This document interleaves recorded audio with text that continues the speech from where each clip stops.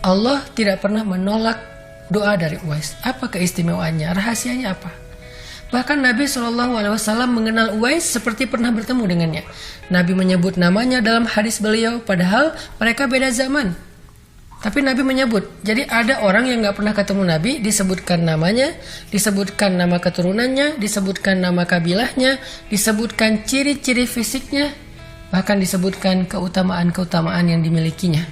Ini luar biasa. Sampai Nabi menyuruh sahabat senior minta doa kepada dia. Yang ada juga tabi'in minta doa kepada sahabat. Seperti Hasan al-Basri meminta doa kepada Umar. Di antara doa Umar untuk Hasan al-Basri, Allahumma faqihu fiddin wa habibhu ilan nas. Ya Allah, jadikan Hasan al-Basri ini, anak ini, mengerti agama dan dicintai oleh banyak orang. Tetapi ini Uwais kebalik. Umar dan Ali minta doa kepada Uwais al-Qarni. Tahu nggak rahasianya apa? Ada dua keistimewaan Uwais al-Qarni. Yang paling terkenal dari sosok Uwais ini adalah Uwais seseorang yang sangat berbakti kepada ibunya. Yang kedua, Uwais adalah seseorang yang sangat-sangat zuhud dan dia sangat tidak suka dikenal oleh publik. Jadi dia sama sekali bukan orang yang hubbul jah, orang yang mencintai ketenaran. Bahkan dia mencintai ketidaktenaran. Dia suka kalau dia nggak dikenal siapa-siapa. Dan dia bete atau sedih, kecewa kalau dia dikenal orang dengan kebaikan-kebaikan. Dua, keistimewaan Uwais al-Qarni. Satu, birrul walidain, sangat berbakti kepada ibunya.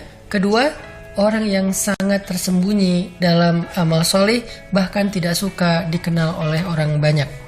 Dan di dalam banyak riwayat juga kita membaca bagaimana seorang Uwais al-Qarni itu pernah pengen ketemu dengan Nabi dengan jauh-jauh dari Yaman datang ke Madinah, pengen ketemu Nabi, tetapi nggak bisa ketemu Nabi karena waktu itu Nabi tidak ada di kota Madinah dan Uwais nggak bisa menunggu lebih lama. Kenapa? Karena ibunya berpesan untuk tidak lama-lama, soalnya ibunya nggak ada yang rawat di Yaman. Sehingga baru saja beberapa saat di kota Madinah, Uwais harus langsung balik lagi ke Yaman dan nggak sempat ketemu dengan Nabi SAW.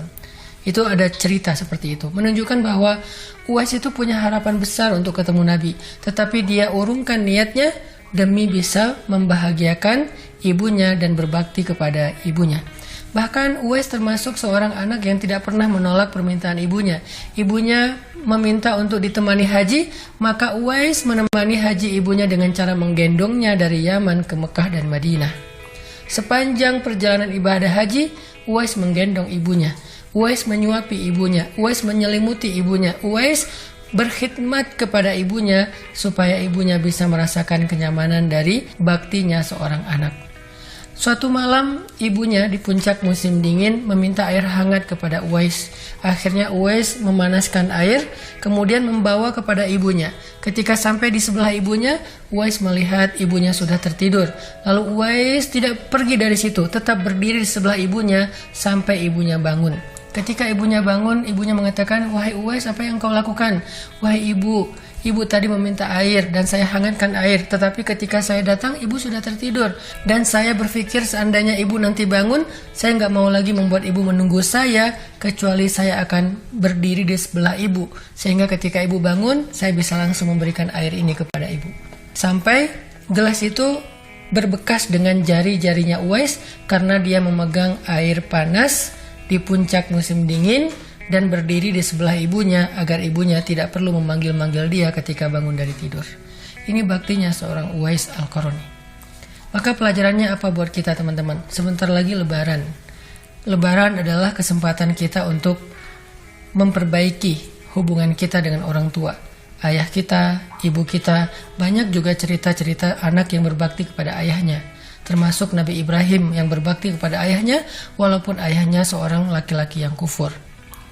Apalagi untuk ibu yang kalau kita baca dalam banyak hadis, salah satu yang terkenalnya adalah ketika seorang laki-laki bertanya kepada Rasulullah, "Ya Rasul, siapa orang yang paling berhak saya berbakti, saya berbuat baik kepadanya?" Kata Nabi, "Ummuka, ibumu." "Siapa lagi ya Nabi setelah itu?" "Ibumu." "Siapa lagi ya Rasul?" "Ibumu." "Siapa lagi ya Rasul?" "Ayahmu." Artinya Nabi nggak nyebut mantan di situ. Nabi nggak nyebut pasangan di situ. Nabi nggak nyebut geng di situ.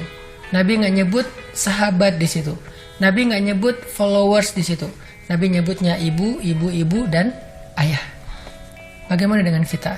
Apakah kita lebih sering memilih pasangan kita daripada orang tua, padahal pasangannya pun belum halal?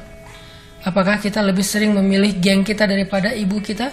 Apakah kita lebih sering memilih partner kerja kita daripada ibu kita? Daripada ayah kita? Yuk kita muhasabah bareng-bareng. Kalau kita pengen jadi istimewa seperti Uwais Al-Qarni, Lebaran ini adalah kesempatan kita untuk memperbaiki hubungan kita dengan ayah dan ibu kita. Jadilah anak yang gak pernah ngecewain kedua orang tua kita. Jadilah anak yang menjadi budak bagi ayah ibunya, seolah-olah jadi budak bagi ayah ibunya, dan gak akan rugi apalagi hina seseorang yang menjadi budak bagi orang tuanya. Barakallahu fikum.